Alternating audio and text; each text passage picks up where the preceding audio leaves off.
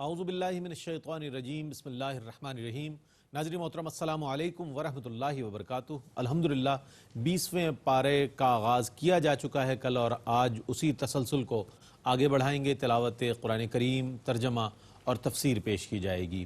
تلاوت قرآن کریم کے لیے ہمارے درمیان موجود ہیں ممتاز و معروف قاری جناب قاری نعمان نعیمی۔ السلام علیکم ورحمۃ اللہ وبرکاتہ۔ وعلیکم السلام ورحمۃ اللہ وبرکاتہ۔ اور ناظرین محترم، آج کی تلاوت کی گئی آیات بینات کی تفسیر کے لیے تشریف فرما ہے ممتاز و معروف عالم دین حضرت علامہ مفتی محمد اسماعیل نورانی صاحب۔ السلام علیکم ورحمۃ اللہ وبرکاتہ۔ وعلیکم السلام ورحمۃ اللہ وبرکاتہ۔ آئیے ناظرین، قرآن کریم کی تلاوت کے مبارک سفر کی طرف بڑھتے ہیں۔ میں دعوت تلاوت دے رہا ہوں قاری نعمان نعیمی کو کہ تلاوت کا آغاز فرمائیں۔ اعوذ باللہ من الشیطان الرجیم، بسم اللہ الرحمن الرحیم۔ ولما بلغ اشدہ واستوى آتیناہ حکما وعلما وکذلک نجزی المحسنین۔ میں اللہ کی پناہ میں آتا ہوں شیطان مردود سے۔ اللہ ہی کے نام سے شروع کرتا ہوں جو نہایت رحم فرمانے والا بہت مہربان ہے۔ اور جب موسیٰ اپنی پوری قوت جوانی کو پہنچ گئے اور توانا ہو گئے تو ہم نے ان کو حکم اور علم عطا فرمایا، اور ہم اسی طرح نیکی کرنے والوں کو جزا دیتے ہیں۔ ودخل المدينة على حين غفلة من أهلها فوجد فيها رجلين يقتتلان هذا من شيعته وهذا من عدوه فاستغاثه الذي من شيعته على الذي من عدوه فوكزه موسى فقضى عليه قال هذا من عمل الشيطان إنه عدو مضل مبين۔ اور موسیٰ اس وقت شہر میں داخل ہوئے جب لوگ غافل تھے، تو وہاں انہوں نے دو مردوں کو لڑتے ہوئے پایا۔ یہ ایک ان کی قوم میں سے تھا اور یہ دوسرا ان کے مخالفین میں سے تھا۔ سو جو ان کی قوم میں سے تھا اس نے موسیٰ سے اس کے خلاف مدد طلب کی، جو ان کے مخالفوں میں سے تھا پس موسیٰ نے اس کو مکہ مارا، سو اس کو ہلاک کر دیا۔ موسیٰ نے کہا یہ کام شیطان کی طرف سے سرزد ہوا، بے شک شیطان دشمن ہے اور کھلم کھلا بہکانے والا ہے۔ قال رب إني ظلمت نفسي فاغفر لي فغفر له إنه هو الغفور الرحيم۔ موسیٰ نے عرض کیا اے میرے رب، بے شک میں نے اپنی جان پر زیادتی کی، سو تو مجھے معاف فرما۔ پس اللہ نے اس کو معاف کر دیا، بے شک وہ بہت بخشنے والا بے حد رحم فرمانے والا ہے۔ قال رب بما أنعمت علي فلن أكون ظهيرا للمجرمين۔ موسیٰ نے عرض کیا اے میرے رب، چونکہ تو نے مجھ پر انعام فرمایا ہے سو اب میں کبھی مجرموں کا مددگار نہیں بنوں گا۔ فأصبح في المدينة خائفا يترقب فإذا الذي استنصره بالأمس يستصرخه قال له موسى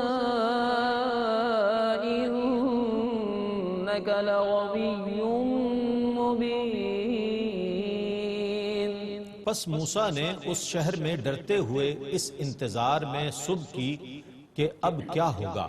پس اچانک وہی شخص جس نے کل ان سے مدد طلب کی تھی پھر ان کو مدد کے لیے پکار رہا تھا۔ موسیٰ نے اس سے کہا بے شک تو کھلا ہوا گمراہ ہے۔ فلما أن أراد أن يبطش بالذي هو عدو لهما قال يا موسى أتريد أن تقتلني تقتلني كما قتلت نفسا بالأمس إن تريد إلا أن تكون جبارا في الأرض وما تريد أن تكون من المصلحين. پھر جب موسیٰ نے اس شخص کو پکڑنا چاہا جو ان دونوں کا دشمن تھا تو اس نے غلط فہمی سے کہا اے موسیٰ کیا آج تم مجھ کو قتل کرنا چاہتے ہو جس طرح کل تم نے اس شخص کو قتل کر دیا تھا؟ تم تو صرف یہی چاہتے ہو کہ تم اس شہر میں زبردست داداگیر بن جاؤ اور تم مصلحین میں سے نہیں بننا چاہتے. وجاء رجل من أقصى المدينة يسعى قال يا موسى إن الملأ يأتمرون بك ليقتلوك فاخرج إني لك من الناصحين. اور ایک مرد شہر کے آخری کنارے سے دوڑتا ہوا آیا، اس نے کہا اے موسیٰ بے شک فرعون کے سردار آپ کے قتل کا مشورہ کر رہے ہیں، سو آپ یہاں سے نکل جائیں، بے شک میں آپ کے خیر خواہوں میں سے ہوں. فخرج منها خائفا يترقب قال رب نجني من القوم الظالمين. سو موسیٰ اس شہر سے ڈرتے ہوئے نکلے اس انتظار میں کہ اب کیا ہوگا. انہوں نے عرض کیا اے میرے رب مجھے ان ظالم لوگوں سے نجات دے دے. ولما توجه تلقاء مدين قال عسى ربي أن يهديني سواء السبيل. اور موسیٰ جب مدین کی جانب متوجہ ہوئے تو کہا ان قریب مجھے میرا رب سیدھا راستہ دکھا دے گا. ولما ورد ماء مدين وجد عليه أمة من الناس يسقون ووجد من دونهم امرأتين تذودان قال ما خطبكما قالتا لا نسقي حتى يصدر الرعاء وأبونا شيخ كبير. اور جب وہ مدین کے پانی پر پہنچے تو دیکھا وہاں لوگوں کا ایک گروہ اپنے مویشیوں کو پانی پلا رہا ہے، اور ان سے الگ دو خواتین کو دیکھا جو اپنے مویشیوں کو پانی پر جانے سے روک رہی تھی. موسیٰ نے پوچھا تمہارا کیا حال ہے؟ انہوں نے کہا ہم اس وقت تک پانی نہیں پلا سکتی جب تک کہ سب چرواہے پانی پلا کر واپس نہ چلے جائیں، اور ہمارے باپ بہت بوڑھے ہیں.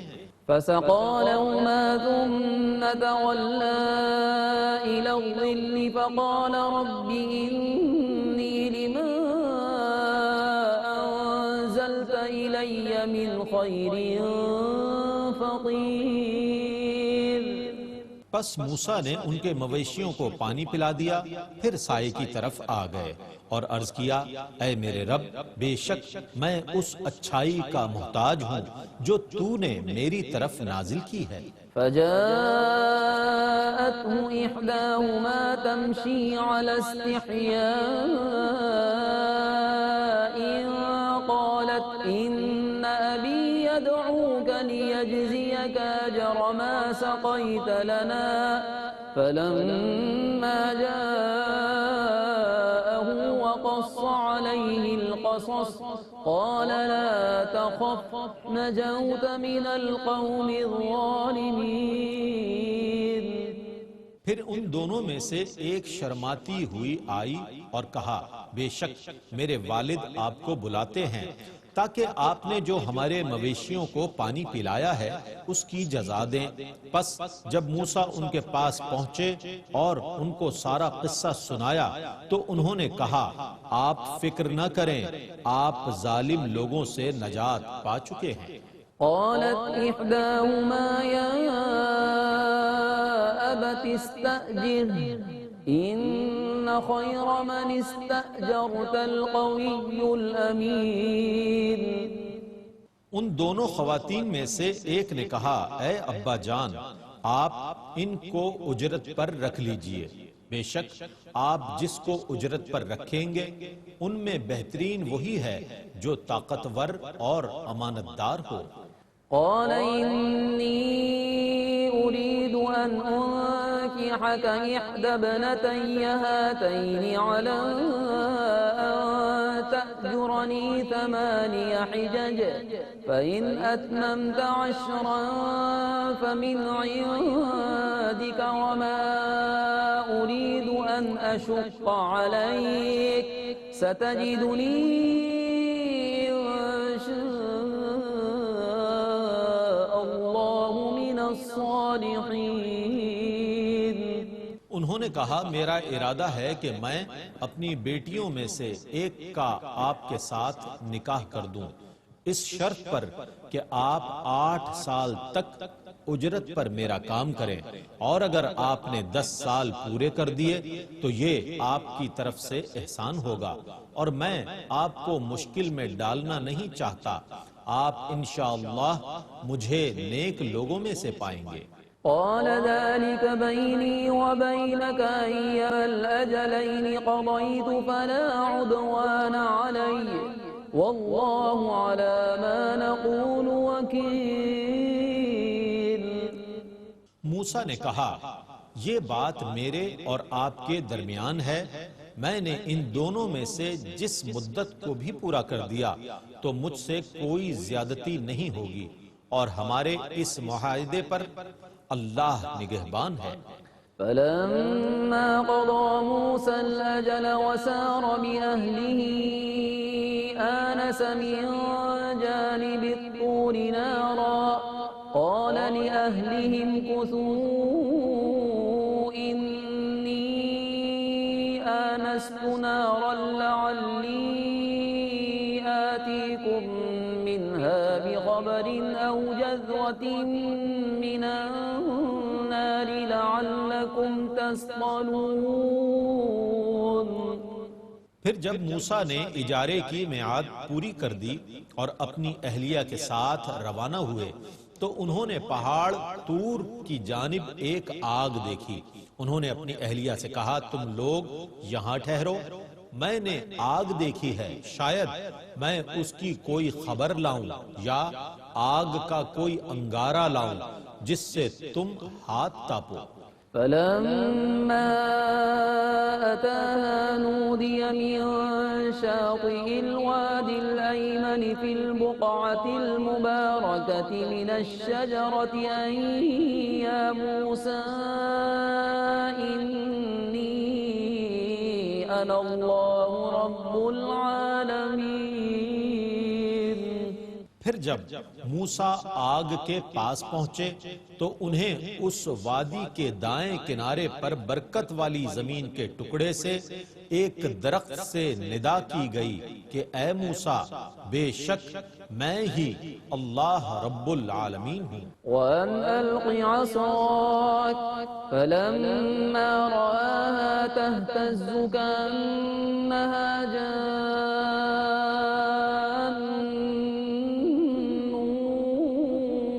ولا مدبرا ولم يعقب يا موسى أقبل ولا تخف إنك من الآمنين۔ اور یہ بھی آواز آئی کہ آپ اپنا عصا ڈال دیں۔ پھر جب موسیٰ نے اس کو سانپ کی طرح لہراتے ہوئے دیکھا تو وہ پیٹھ پھیر کر چل دیے اور واپس مڑ کر نہ دیکھا۔ ہم نے کہا اے موسیٰ آگے بڑھیے اور خوف زدہ نہ ہوں، بے شک آپ مامون رہنے والوں میں سے ہیں۔ اسلک يدك في جيبك تخرج بيضاء من غير سوء واضم إليك جناحك من الرهب فذلك برهانان من ربك إلى فرعون وملئه إنهم كانوا قوما فاسقين۔ آپ اپنا ہاتھ اپنے گریبان میں ڈالیے، وہ بغیر کسی عیب کے سفید چمکتا ہوا باہر نکلے گا، اور خوف دور کرنے کے لیے اپنے بازو اپنے ساتھ ملا لیں۔ پس آپ کے رب کی طرف سے یہ دو معجزے فرعون اور اس کے درباریوں کی جانب ہیں، بے شک وہ فاسق لوگ ہیں۔ قال رب إني قتلت منهم نفسا فأخاف أن يقتلون۔ موسیٰ نے کہا، اے میرے رب، بے شک میرے ہاتھ سے ان کا ایک آدمی قتل ہو گیا تھا، سو مجھے خطرہ ہے کہ وہ مجھے قتل کر دیں گے۔ وأخي هارون هو أفصح مني لسانا فأرسله معي ردا يصدقني إني أخاف أن يكذبون۔ اور میرے بھائی ہارون مجھ سے زیادہ روانی سے بولنے والے ہیں، تو ان کو میری مدد کے لیے رسول بنا دے، وہ میری تصدیق کریں گے، کیونکہ مجھے اندیشہ ہے کہ وہ میری تکذیب کریں گے۔ قال سنشد عضدك بأخيك ونجعل لكما سلطانا فلا يصلون إليكما بآياتنا أنتما ومن اتبعكما الغالبون۔ فرمایا، ہم عنقریب آپ کے بازو کو آپ کے بھائی کے ساتھ مضبوط کریں گے، اور ہم آپ دونوں کو غلبہ عطا کریں گے، سو وہ آپ دونوں تک نہیں پہنچ سکیں گے، ہماری نشانیوں کے سبب سے آپ دونوں اور آپ کے متبعین غالب رہیں گے۔ فلما جاءهم موسى بآياتنا بينات قالوا ما هذا إلا سحر مفترى وما سمعنا بهذا في آبائنا الأولين۔ سو جب موسیٰ ہماری کھلی کھلی نشانیاں لے کر ان کے پاس پہنچے تو انہوں نے کہا، یہ تو صرف ایک گھڑا ہوا مصنوعی جادو ہے، اور ہم نے اپنے پہلے باپ دادا کے زمانے میں ان باتوں کو نہیں سنا۔ وقال موسى ربي أعلم بمن جاء بالهدى من عنده وما تكون له عاقبة الدار إنه لا يفلح الظالمون۔ اور موسیٰ نے کہا، میرا رب خوب جانتا ہے کہ کون اس کے پاس سے ہدایت لے کر آیا ہے اور کس کے لیے اچھا اخروی انجام ہے، بے شک ظالم لوگ فلاح نہیں پاتے۔ وقال فرعون يا أيها الملأ ما علمت لكم من إله غيري فأوقد لي يا هامان على الطين فاجعل لي صرحا لعلي أطلع إلى إله موسى وإني لأظنه من الكاذبين۔ اور فرعون نے کہا، اے درباریوں، میں اپنے علاوہ تمہارا اور کوئی معبود نہیں جانتا، اے حامان میرے لیے کچھ اینٹوں کو آگ سے پکاؤ، پھر میرے لیے ایک بلند عمارت بناؤ تاکہ میں موسیٰ کے معبود کو جھانک کر دیکھوں، اور بے شک میں اس کو جھوٹوں میں سے گمان کر رہا ہوں۔ واستكبر هو وجنوده في الأرض بغير الحق وظنوا أنهم إلينا لا يرجعون۔ اور فرعون نے اور اس کے لشکروں نے ناحق زمین میں تکبر کیا اور انہوں نے یہ گمان کیا کہ وہ ہماری طرف نہیں لوٹائے جائیں گے۔ فأخذناه وجنوده فنبذناهم في اليم فانظر كيف كان عاقبة الظالمين۔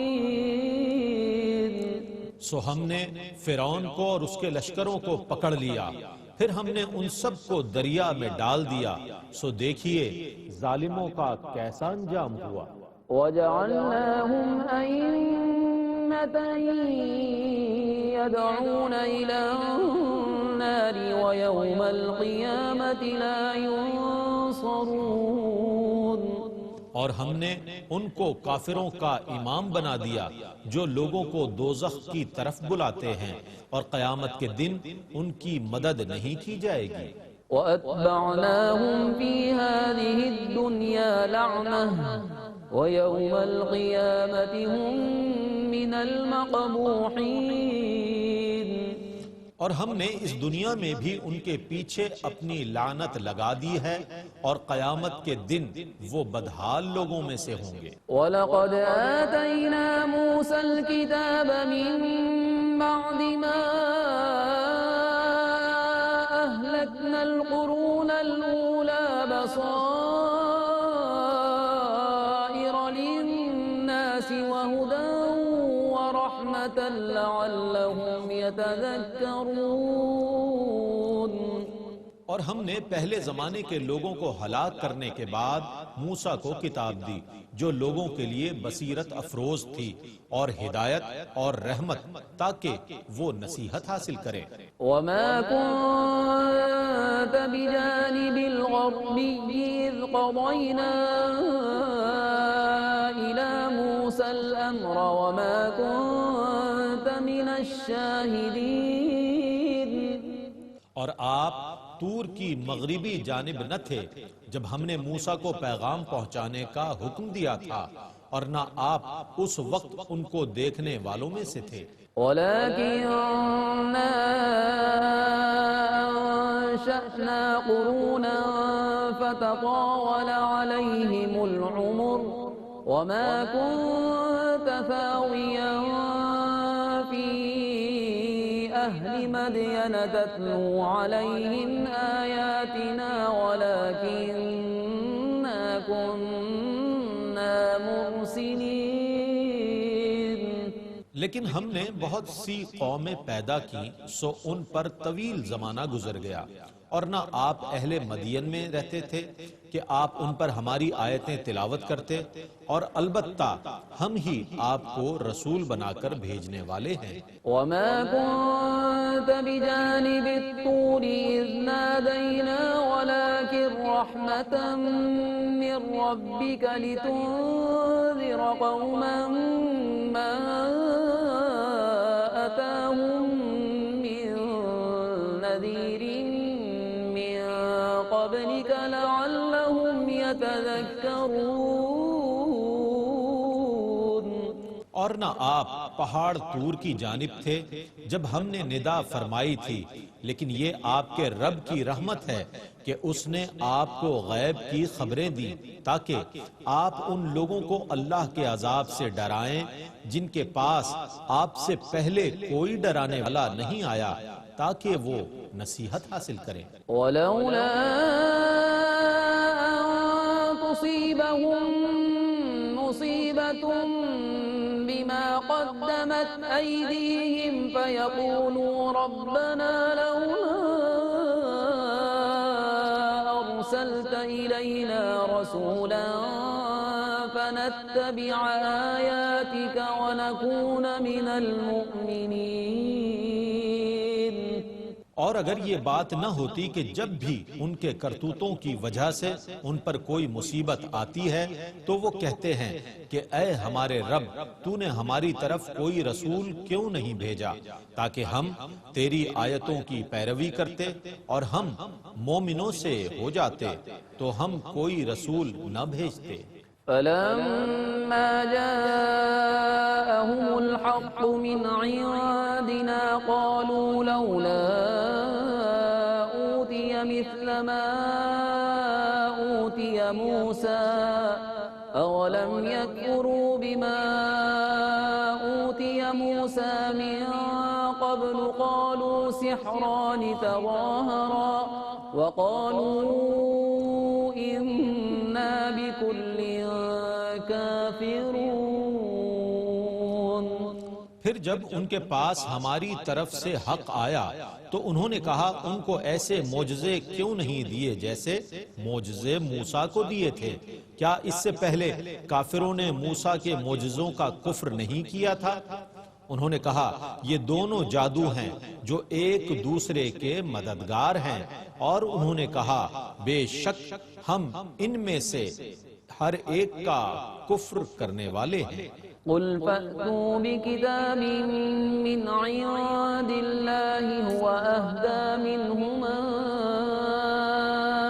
أتبعه إن كنتم صادقين. آپ کہیے کہ تم اللہ کی طرف سے کوئی ایسی کتاب لے آؤ جو بالفرض ان دونوں سے زیادہ ہدایت دینے والی ہو تو میں اس کی پیروی کروں گا اگر تم سچے ہو۔ فَإِن لَّمْ يَسْتَجِيبُوا لَكَ فَاعْلَمْ أَنَّمَا يَتَّبِعُونَ أَهْوَاءَهُمْ وَمَنْ أَضَلُّ مِمَّنِ اتَّبَعَ هَوَاهُ بِغَيْرِ هُدًى مِّنَ اللَّهِ إِنَّ اللَّهَ لَا يَهْدِي الْقَوْمَ الظَّالِمِينَ. پس اگر یہ آپ کی دعوت قبول نہ کریں تو جان لیجئے کہ یہ صرف اپنی خواہشوں کی پیروی کرتے ہیں، اور اس سے زیادہ کون گمراہ ہوگا جو اللہ کی ہدایت کو چھوڑ کر اپنی خواہشوں کی پیروی کرے۔ بے شک اللہ ظالم لوگوں کو ہدایت نہیں دیتا۔ وَلَقَدْ وَصَّلْنَا لَهُمُ الْقَوْلَ لَعَلَّهُمْ يَتَذَكَّرُونَ. اور ہم لگاتار اپنا کلام لوگوں کے لیے بھیجتے رہے تاکہ وہ نصیحت حاصل کریں۔ الذين آتيناهم الكتاب من قبله هم به يؤمنون. جن کو ہم نے اس سے پہلے کتاب دی تھی وہ اس قرآن پر بھی ایمان رکھتے ہیں۔ الحمدللہ تلاوت قرآن کریم اور ترجمے سے ہم فیضیاب ہوئے۔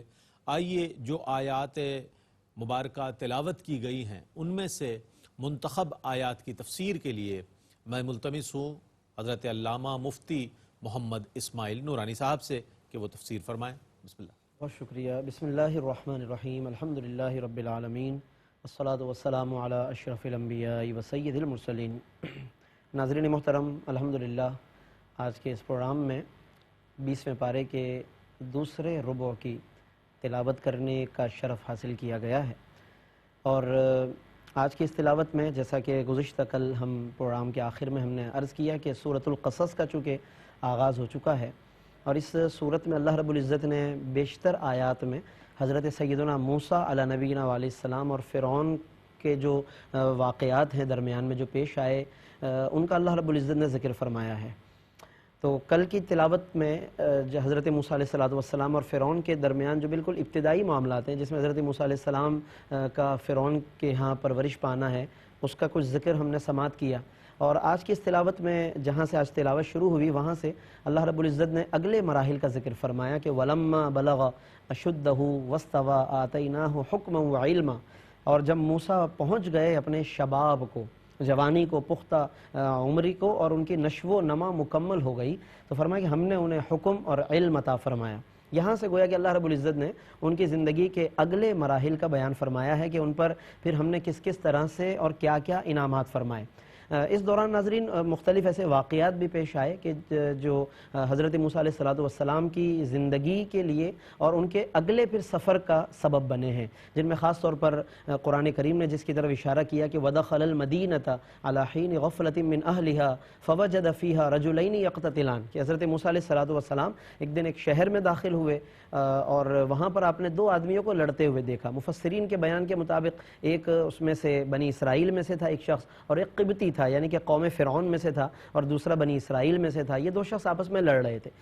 چنانچہ ان کی لڑائی کو دیکھتے ہوئے حضرت موسیٰ علیہ السلام آگے بڑھے اور سمجھانے لگے، لیکن جب آپ کی اس بات کا اس پر قبطی پر خصوصاً کوئی اثر نہ ہوا اور وہ ظاہر ہے کہ بہت زد و کوب کر رہا تھا بنی اسرائیل کے اس شخص کو، تو حضرت موسیٰ علیہ السلام نے اپنے دست مبارک سے اس پر ایک ضرب لگائی اس قبطی پر، اور جس کی وجہ سے وہ اس پر موت واقع ہو گئی، جو کہ حضرت موسیٰ علیہ السلام کا یقیناً کوئی قصد و ارادہ نہیں تھا۔ اس کو اللہ رب العزت نے بیان کیا ہے، اور یہ واقعہ ایک سبب بنا حضرت موسیٰ علیہ السلام کے لیے اس جگہ سے ہجرت کرنے کے لیے، لیکن اس پر بھی اللہ رب العزت کی بارگاہ میں آپ نے استغفار طلب کیا ہے، اور جو قرآن مجید بیان کرتا ہے کہ وہ کہتے ہیں رب انی ظلمت نفسی فاغفر لی فغفر لہ، اے میرے پروردگار میں نے ظلم کیا اپنے آپ پر۔ اب یہاں پر ناظرین یہ یاد رکھنا چاہیے کہ اللہ کا پیغمبر اپنے کسی فعل کو اگر وہ ظلم قرار دے اور وہ خود اپنی طرف کسی ایسے لفظ کی نسبت کرے تو یہ ان کا رائٹ ہے، لیکن خدا نخواستہ کوئی اس کو کاپی کر کے کوئی بندہ اپنی طرف سے اللہ کے کسی پیغمبر کی طرف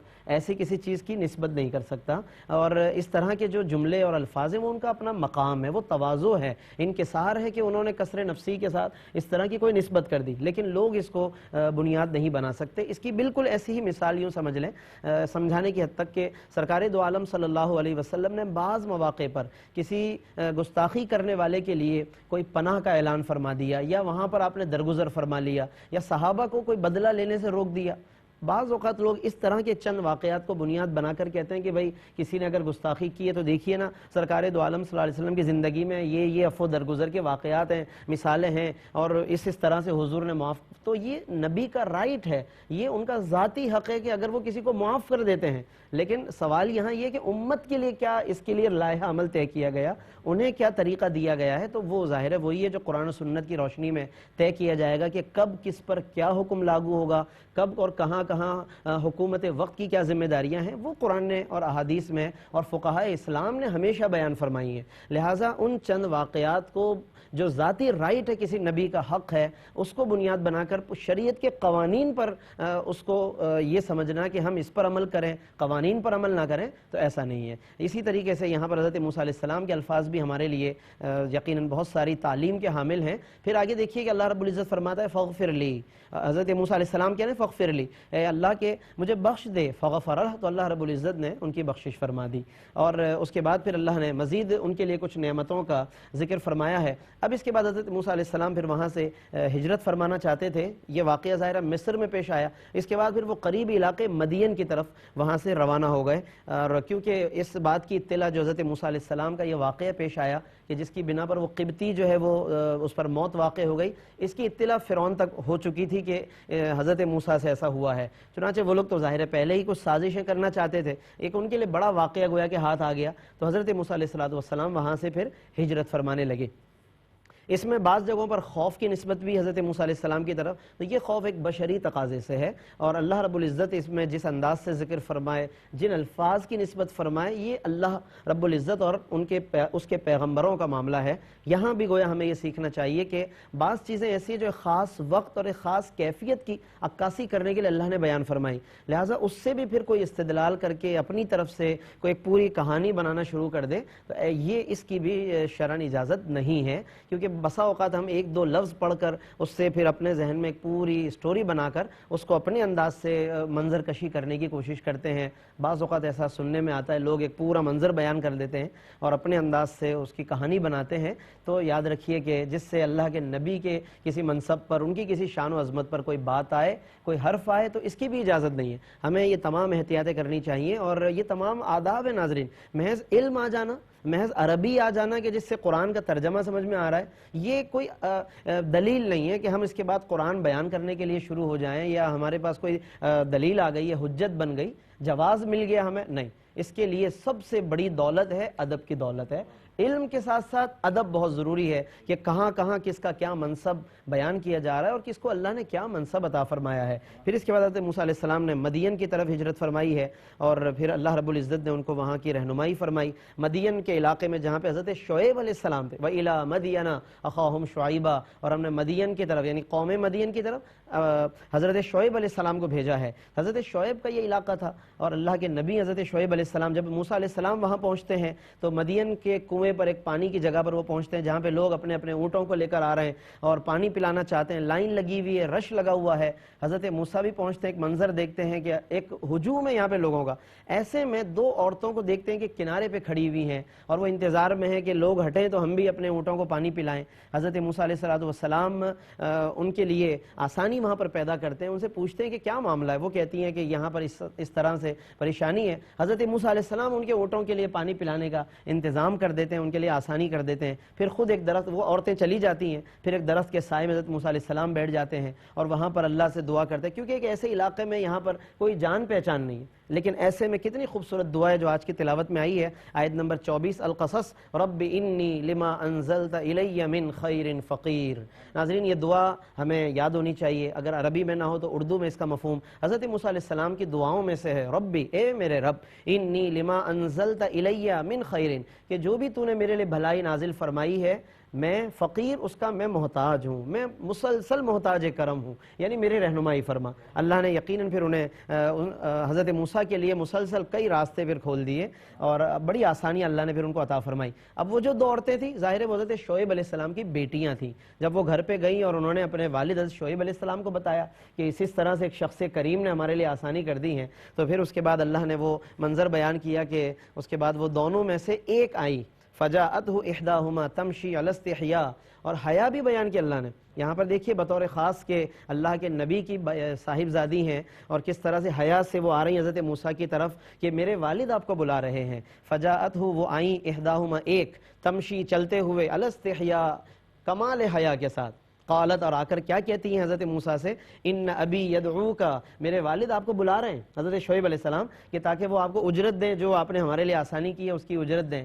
تو حضرت موسیٰ علیہ السلام کا بہرحال پھر وہاں جانا، حضرت شعیب سے ملاقات کرنا، اور اس کے بعد پھر حضرت شعیب کیا کہتے ہیں، انی ارید ان انکحک احدی ابنتی ہاتین، میں اپنی ان دونوں بیٹیوں میں سے ایک کا نکاح آپ کے ساتھ کرنا چاہتا ہوں، اور اس بنیاد پر، یعنی درمیان میں جو ہم اس معاہدے میں جو شرط ہے وہ یہ ہے، ان تأجرنی 8 حجج، کہ 8 سال تک آپ میری یہاں خدمت گزاری کریں، 8 سال تک آپ کام کریں ہمارے یہاں، تو پھر یہ بیٹی آپ کے نکاح میں ہے، اور اگر آپ 10 سال پورے کر لیں تو اور اچھی بات ہے یہ۔ حضرت موسیٰ علیہ السلام نے اس بات کو منظور بھی کر لیا، آپ نے تقریباً 8 یا 10 سال کے عرصے کے ساتھ یہ خدمت منظور کر لی، اور اس کے بعد حضرت موسیٰ علیہ السلام کا نکاح ہوا ہے حضرت شعیب علیہ السلام کی بیٹی کے ساتھ، صفورہ کے ساتھ۔ ناظرین ان آیات میں اس جو آج کی تلاوت ہے اس میں اور بھی مضامین ہیں، لیکن انشاءاللہ اگلے مضامین میں ہم ان میں سے بعض چیزوں کا ذکر شامل کریں گے۔ اللہ تعالی ہمیں سمجھنے اور یاد رکھنے کی توفیق عطا فرمائے، وما علینا الا البلاغ۔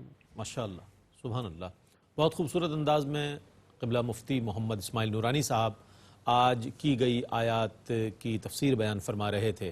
اس طور پر ناظرین آج 20واں پارہ اپنے نصف کو پہنچا، انشاءاللہ اس تسلسل کو کل مزید آگے بڑھائیں گے۔ اللہ تعالیٰ سے دعا ہے کہ اللہ تعالیٰ ARYQ TV کی اس کاوش کو اپنی بارگاہ میں قبول فرمائے، ہمیں قرآن کی برکتیں اور قرآن کا فیضان اور قرآن کا عرفان نصیب فرمائے، ہمیں اسلام پر زندگی عطا فرمائے اور ایمان پر موت عطا فرمائے، اور بروز حشر نبی مکرم صلی اللہ علیہ وآلہ وسلم کی شفاعت عظمیٰ سے بہرہ مند فرمائے۔